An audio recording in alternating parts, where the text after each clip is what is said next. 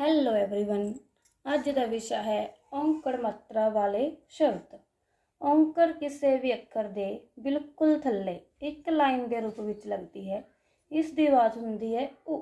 ਜਿਵੇਂ ਕਿ ਕੱਕੇ ਨੂੰ ਔਂਕੜ ਕੁ, ਰਾੜੇ ਨੂੰ ਵਿਆਰੀੜੀ ਕੁੜੀ, ਪੱਪੇ ਨੂੰ ਔਂਕੜ ਪੁ, ਲੱਲਾ ਪੁੱਲ, ਕੱਖੇ ਨੂੰ ਔਂਕੜ ਖੁ, ਛੱਛੇ ਨੂੰ ਵਿਆਰੀ ਸ਼ੀ ਖੁਸ਼ੀ, ਗੱਗੇ ਨੂੰ ਔਂਕੜ ਗੁ, ਰਾੜਾ ਗੁੜ, ਮੰਮੇ ਨੂੰ ਔਂਕੜ ਮੁ, ਕੱਕਾ ਟੈਂਕਾ ਮੁਕਟ, ਬੱਬੇ ਨੂੰ ਔਂਕੜ ਬੁ, ਰਾਰਾ ਛੱਛਾ ਬੁਰਸ਼, ਗੱਗੇ ਨੂੰ ਔਂਕੜ ਗੁ, ਲੱਲੇ ਨੂੰ ਕੰਨਾ ਲਾ, ਬੱਬਾ ਗੁਲਾਬ, ਗੱਗੇ ਨੂੰ ਔਂਕੜ ਗੁ, ਬੱਬੇ ਨੂੰ ਕੰਨਾ ਵਾ, ਰਾਰੇ ਨੂੰ ਕੰਨਾ ਰਾ, ਗੁਬਾਰਾ, ਪੱਫੇ ਨੂੰ ਔਂਕੜ ਫੁ, ਹਹੇ ਨੂੰ ਕੰਨਾ ਹਾ, ਰਾਰੇ ਨੂੰ ਕੰਨਾ ਰਾ, ਫੁਆਰਾ, ਪੱਪੇ ਨੂੰ ਔਂਕੜ ਪੁ, ਸੱਸਾ ਤੱਤਾ ਕੱਕਾ ਪੁਸਤਕ, ਬੱਬੇ ਨੂੰ ਔਂਕੜ ਬੁ, ਲੱਲਾ ਬੁੱਲ, ਬੱਬੇ ਨੂੰ ਔਂਕੜ ਬੁ, ਲੱਲਾ ਬੁਲਬੁਲ,